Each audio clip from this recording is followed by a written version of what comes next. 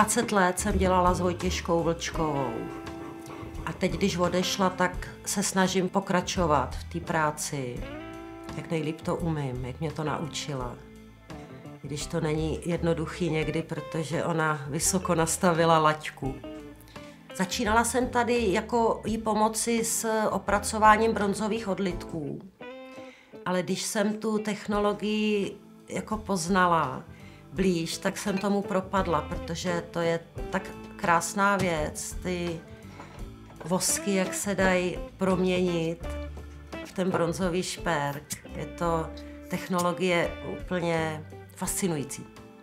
Já říkám, že to je alchymie.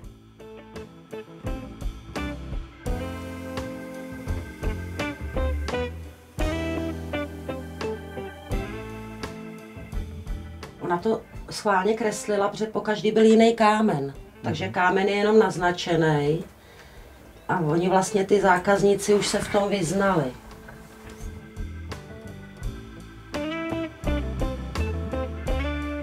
Vojtěška mě naučila vlastně skoro všechno, jestli se to tak dá říct.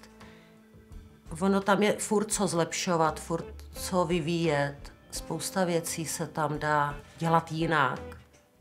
Ona si každý, kdo dělá tuhle technologii, tak to dělá jinak než já. Jiný šperkař ty vosky bude používat jiným způsobem. A Vojtěška dělala figurální věci, což dělá málo kdo. Na to já si vůbec netroufám v mý tvorbě.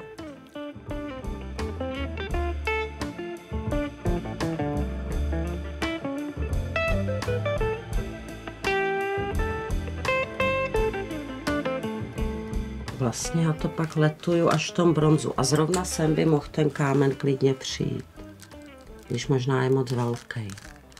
Kam se posune moje tvorba, to vůbec nevím. Já jenom vím, že mě to baví. Že jsem dobrá v tom modelování, jsem dobrá v odlévání, jestli jsem dobrá v té tvorbě, jako, že ty moje věci oslovějí tolik lidí, jako třeba oslovila tvorba Vojtěšky.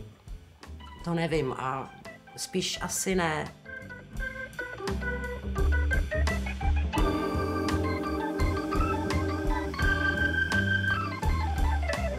Bronz je úžasný materiál a na rozdíl od toho zlata nebo stříbra, tak se člověk může rozmáchnout, dělat velké věci a nemusí sbírat piliny, když to brousím a nemusím to puncovat.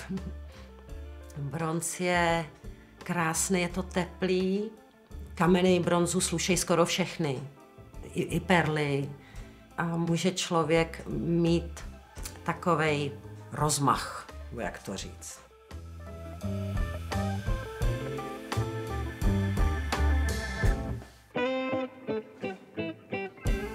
Myslím, že tu technologii ovládám dobře, leju minimum zmetků, protože jsem vlastně převzala už vycizelovaný know-how, kterýho se držím striktně. Tam to je technologie, kde se dá udělat spousta chyb, takže si ty chyby hlídám a už něco o tom vím.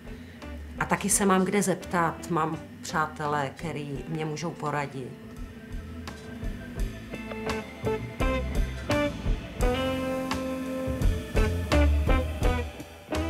Já vím ze zkušenosti, že ono většinou je všechno jinak, než si člověk naplánuje. Tak moc neplánuju, snažím se teďka dneska to dělat všechno nejlíp, jak můžu, stihnout to, co mám stihnout a pracovat.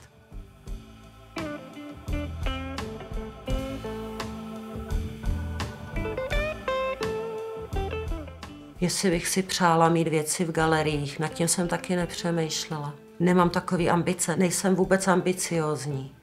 Nepovažuji se za šperkařku. Říkám, že vyrábím bronzové artefakty, ne šperky. Já nejsem šperkařka. Vojtěška byla šperkařka. Takže zůstávám zatím u takových jakože přívěšků na klíče.